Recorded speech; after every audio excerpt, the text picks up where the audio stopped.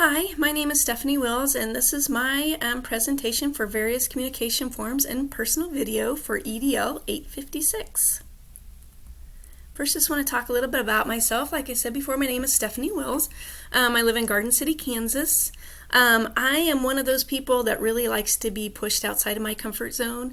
I enjoy learning new things. I find it very challenging, and it's really exciting to me just to try those different challenges and face them head on. The only thing I don't challenge myself in is anything to do with heights. Definitely scared to death of heights, deathly afraid of heights, so don't like to get out of my comfort zone in that area. But I do like to challenge myself and get out of my comfort zone, as I have done quite a bit in the last 10-15 years of my life. So kind of going to go over a little bit more about that. I was divorced about 12 years ago, and so was raising my two children, Riley and Reagan. I just got remarried 2 years ago to a wonderful man, Justin. When I got married, I also gained 3 new sons, Braden, Riley, and Ian, which is kind of funny that he had a son named Riley as well. I also gained a daughter-in-law and a granddaughter, Lex and Irene. So started a great, wonderful family and enjoying that very, very much. For the last 6 months, we've been empty nesters. We are really enjoying that. I'm looking forward to many more years of empty nest, hopefully. We enjoy traveling and watching basketball. Actually, the watching basketball is kind of more me. I'm a little bit of a sports fanatic, but I'm very fortunate that Justin participates in the basketball, will watch games with me on TV or go to a game with me, so I greatly appreciate that. Next, I'm going to talk a little bit about my professional information. So from the moment I can remember, really, I've always wanted to be a teacher. Growing up, I just knew that was something I wanted to do. Then as I got into kind of my teenage years and early 20s, I really wanted to be a forensic scientist and do what they do on CSI. So that was always something I really, really wanted to do. However, chemistry was pretty difficult for me. So I decided on teaching instead. But the more I learn about teaching and the more I've been in the teaching field, I feel like teaching is kind of like being a forensic scientist almost. I mean, you do a lot of investigating and looking at evidence. You look at where the children are developmentally. You look at where the family is, what their concerns are, what their needs are. You look at obstacles, you look at goals, and then you kind of put all that information together and develop a plan for the family and the child. So you're really doing a lot of investigating, trying to put all the pieces together. So really, I think I found the perfect profession where I didn't need to use a lot of chemistry, so it was perfect for me. So just talking a little bit about my educational background, I got my bachelor's degree from the University of Southern Colorado in Pueblo, Colorado, had a master's in English and a minor in elementary ed. Then I got my master's in early childhood special education from Emporia State University, graduate certificate in sensory disabilities from the University of Nebraska in Lincoln. And so that's kind of interesting, just kind of a side note. As part of those classes, I learned how to read Braille. I'm not super good at it, but I can do it, so that's kind of a cool thing. So I've been in education for 23 years now. The last 15 years, I've been an early childhood special education teacher at Russell Child Development Center in Garden City. I've also been working as our teacher for students with visual impairments for the last 3 years. In July, I took over as our Tiny K coordinator. Our Tiny K coordinator resigned in March, and we've had a lot of turnover the last few years, so I decided that this was something challenging for me and something out of my box and comfort zone, so I volunteered and applied and got the position. So like I said, started in July. So far, it's going really well. Russell Child Development Center, we are Part C Special Education in Western Kansas.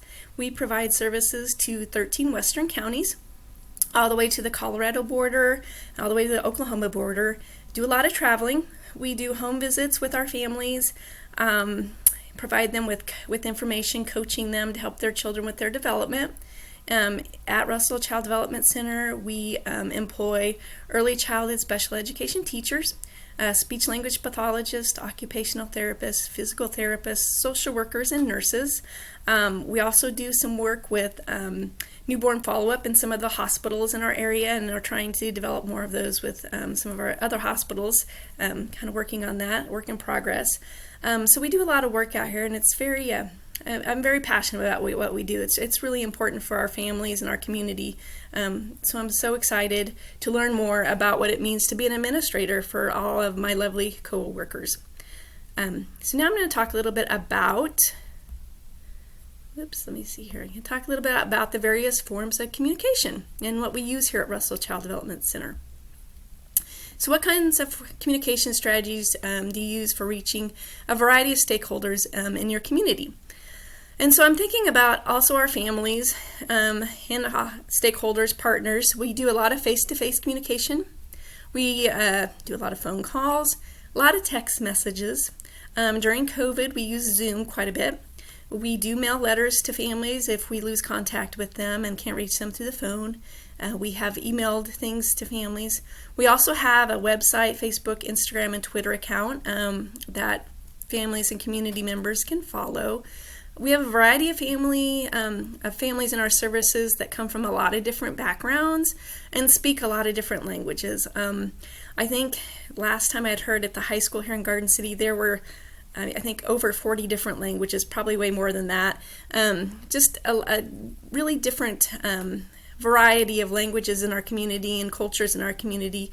And so we really work hard to find what works best for each family, and also with our partners in our communities, and which way of communication is best for them. How would I prioritize what we use most frequently in communicating with our families or our stakeholders?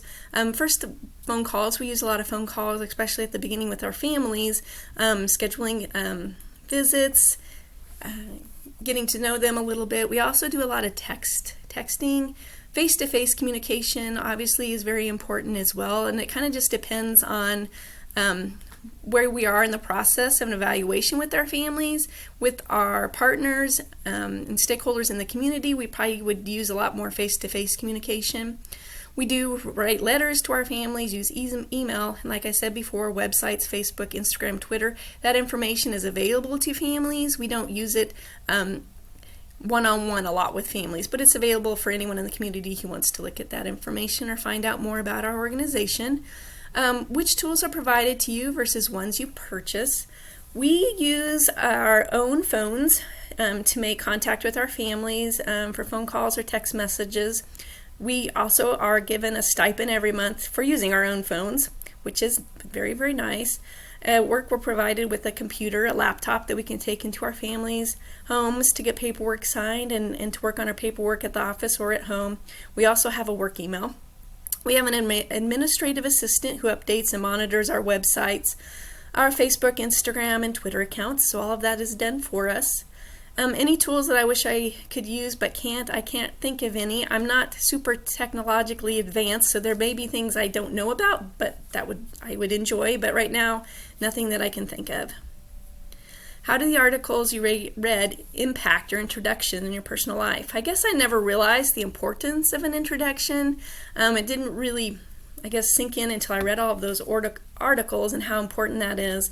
I really thought the information about storytelling is really important, and it makes a lot of sense. You want people to remember you and remember your story. And it really made me thinking about who I am and why I am doing what I'm doing. So what methods might I use to introduce myself as a new building leader? Definitely the storytelling and kind of telling my story, why I got into education, explain why I'm doing this job, my purpose. I love families. I want to help families. I want to help those kiddos, and I love my community. And what problems do I want to solve? Obviously helping community members and families find the resources that they need. And so I need to figure out how I'm going to introduce myself and be able to use all that information together. Do you follow a set of district strategy policies for communicating effectively? When I looked in our handbook, we do not have any policies in there as of right now. We talk a lot about interacting with families in our new staff trainings, but it might be something that we need to address. We're a little bit different than a school, so we kind of follow a few different rules, but I think it would be very important to have that information in there. How does this correlate with our assignment? This assignment correlates to the outcome because it gave me the opportunity to communicate through oral, written, and digital means to introduce myself and explain how RCDC uses various communication forms when working with families, children, and our community members. Why is this relevant to me? It's important to be able to communicate effectively with families, staff, and community members. It is also important to use a variety of communication forms as not everyone has the same access or understanding.